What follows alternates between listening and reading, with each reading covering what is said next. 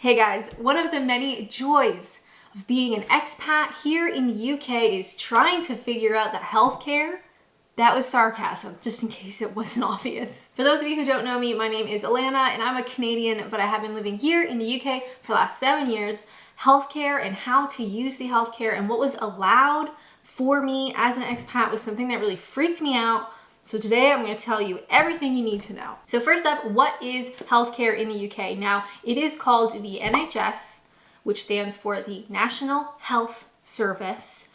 You are going to see that acronym literally everywhere. NHS is British healthcare. Now, as a Canadian, it is very similar to the system in Canada, and in terms of it is a publicly funded service. It's the opposite to what you would experience in America. Because the NHS is a public healthcare service, all residents and citizens are allowed to use it. You, as a visa holder, you're a resident. Sometimes that's hard to comprehend, at least it was for me.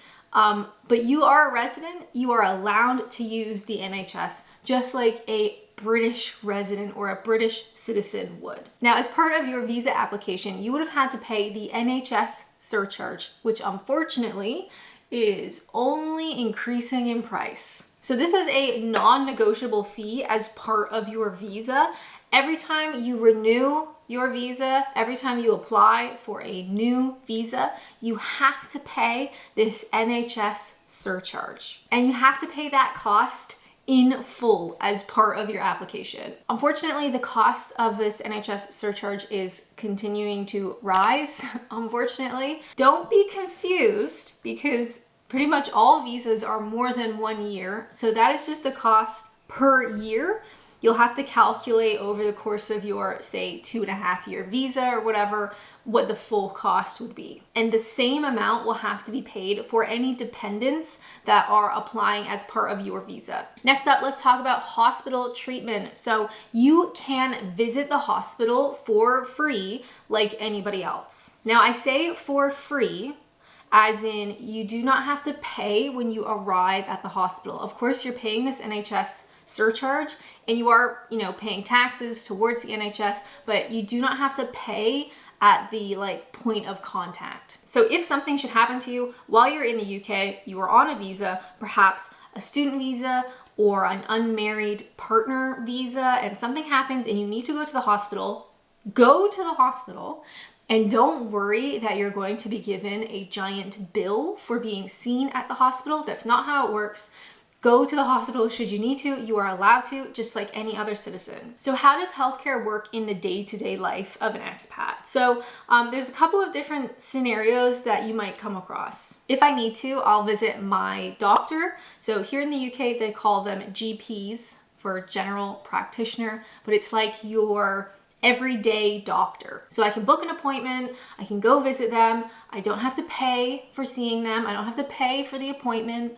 Maybe they'll send me off for blood work or they'll prescribe something for me, whatever. Just that regular doctor office situation. You don't have to pay for the privilege to do that. Now, in England, you will have to pay for certain prescriptions. In all of the other UK nations, so Scotland, for instance, or Wales, you don't actually have to pay for prescriptions, which is incredible. Me, being in England, I do. So if I go to my doctor for free and they prescribe a particular prescription, the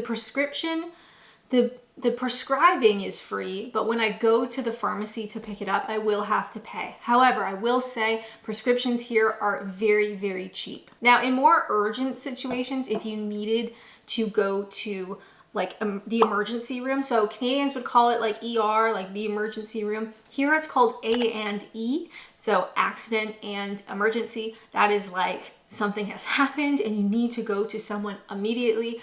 You can do that for free. Dentists in the UK are a separate system. So you can use the dentists like a British person would, but there are costs involved. I definitely would recommend getting a dentist while you're here, especially if you're going to be here long term. It's kind of important. It's a little bit confusing, so I do have a video on my channel. Just know that there are some costs involved. And I will just say, I've only needed to show proof of my valid UK visa when I registered for my doctor like the first time. So once I registered, because you have to like prove your identity and all that kind of stuff, once I registered and showed them that I'm allowed to be here, I haven't been asked for proof of my visa anytime I've gone to the doctors after that. I am a registered patient with their practice, so I am allowed to just use the service like anybody else would. Once you are in the UK as a valid visa holder, think of yourself as a UK resident. You're not a citizen, but you are a resident and you are allowed to use the NHS just like any other resident can. If you have any questions, please leave a comment down below. Definitely check out this video about how to register for a doctor here in the UK. But until then, I'll see you in the next one.